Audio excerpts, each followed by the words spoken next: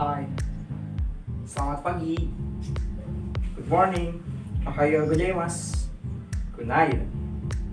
Ketemu lagi bersama saya dalam sebuah video pembelajaran sosiologi. Saya buka dulu ya. Assalamualaikum warahmatullahi wabarakatuh. Oke, pada video kali ini kita akan berbicara tentang suatu tema yang sangat menyenangkan tentunya, yaitu tentang permasalahan sosial. Tapi sebelum ke sana, mari kita sama-sama berdoa sejenak supaya otak kita diberikan kecerdasan dan dilancarkan oleh Allah Subhanahu wa Ta'ala. Berdoa, saya silakan.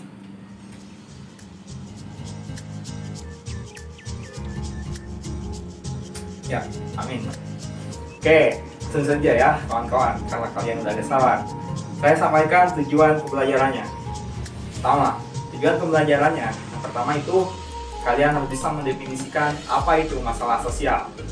Yang kedua, kalian harus bisa mencontohkan masalah-masalah sosial yang ada di sekitar kalian. Dan yang ketiga, yang paling penting yang perlu kalian pegang, yaitu kalian sebagai individu, sebagai masyarakat harus bisa menyelesaikan setiap permasalahan yang kalian temui. Kalian mampu? Semoga kalian mampu.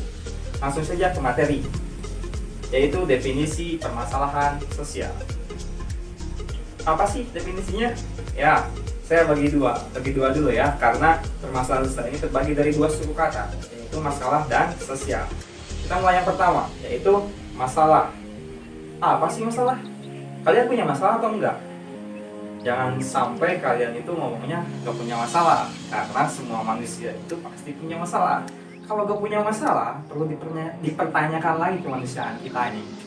Oke, di apa sih masalah itu sebenarnya?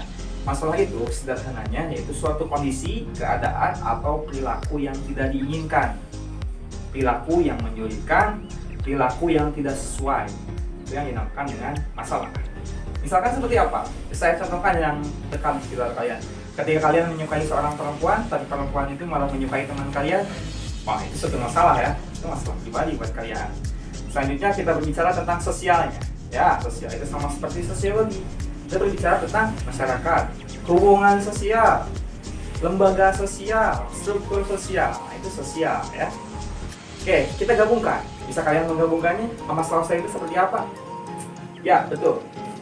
Masalah sosial itu yaitu suatu kondisi ataupun keadaan, bahkan perilaku yang tidak sesuai antara harapan dan kenyataan, yang mana itu harus segera diperbaiki.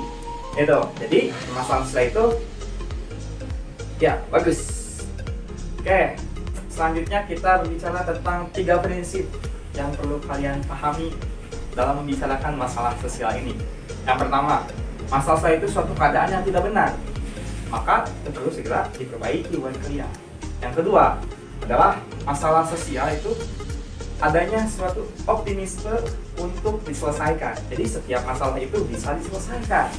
Dan yang ketiga, ya ketika kalian ingin mencari suatu solusi masalah sosial, maka yang utama adalah kalian berikhtiar.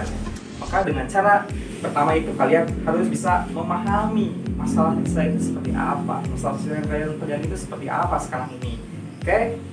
Oke, selanjutnya kita berbicara tentang teori-teori sosiologi yang berkaitan dengan masalah sosial. Di sini ada 3 yang saya akan bahas, tapi 2-nya kalian contohkan nanti ya. Yang pertama, ya teori struktural fungsional. Siapa pengemuka teori struktural fungsional ini? Betul, Marcus Parser. Definisi sederhananya, simpulnya kayak ini. Ketika masyarakat itu sebagai suatu sistem yang mana saling berhubungan, saling berkaitan, saling ketergantungan. Dan ketika ada satu subsistem tidak menjalankan tugasnya dengan baik, maka akan timbullah masalah di sana. Seperti contohnya, ya dalam keluarga, misalkan ketika seorang suami tidak menafkahi istri dan anaknya, maka akan terjadi goncangan besar sehingga menimbulkan perceraian. Itu yang dinamakan teori sistem berkaitan dengan permasalahan sosial. Yang kedua, teori konflik. Ketiga, teori interaksionalisme simbolik. 2 dan 3 kalian contohkan sesuai dengan keadaan di sekitar kalian. Itu udah sesuai kalian ya tentunya. Oke, selanjutnya kita akan berbicara contoh-contoh besar dari masalah sosial. Yes, betul sekali. Kemiskinan, kejahatan, kenakalan remaja. Oke, kita bahas yang pertama, kemiskinan. Kalian setuju bahwa kemiskinan itu merupakan suatu masalah sosial? Kalau nggak setuju, bahaya. Kenapa? Karena sampai sekarang itu yang namanya kemiskinan itu belum bisa dituntaskan, baik oleh pemerintah maupun oleh swasta. Pemerintah itu sebetulnya udah luar biasa sekali ya, mengorbankan bahkan membuat suatu program-program yang luar biasa, ya, program pelatihan atau bantuan langsung. Tapi yang saya tidak setuju di sini ketika pemerintah memberikan bantuan langsung ya, setiap bulan itu apa? Akan mengakibatkan suatu kemalasan dari masyarakat di sana. Ketika masyarakat yang punya yang mendapatkan itu setiap bulannya akan menunggu itu, jadi malas, nggak ada kelebihannya untuk terus bekerja gitu ya. Oke, kemiskinan. Ya, kemiskinan itu pernah dibahas di kelas itu, ada kemiskinan absolut, kemiskinan relatif ya. Ya, kemiskinan absolut itu yang benar-benar miskin ya, benar-benar miskin, nggak bisa memenuhi standar kehidupannya. Kalau kemiskinan relatif ketika dibandingkan dengan tetangganya mungkin yang bisa membeli motor gitu, tapi dia nggak bisa gitu. Itu bisa juga disebut sebagai suatu kemiskinan relatif ya. Itu tentang kemiskinan. Kedua, kita berbicara tentang kejahatan. Ya, kejahatan ini merupakan sebuah turunan dari kemiskinan. Ketika kemiskinan masih ada, maka angka kejahatan pun akan semakin ada.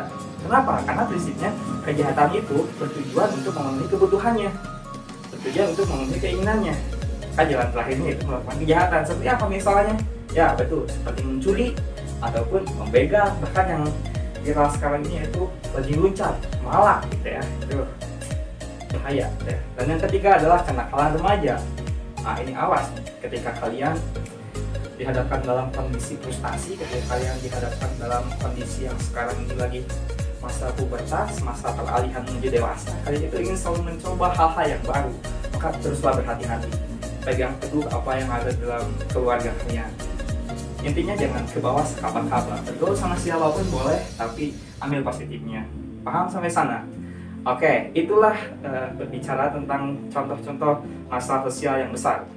Dan di akhir saya ingin kalian itu tadi mencontohkan dua teori yang berkaitan dengan permasalahan sosial, dan yang ketiga adalah mencontohkan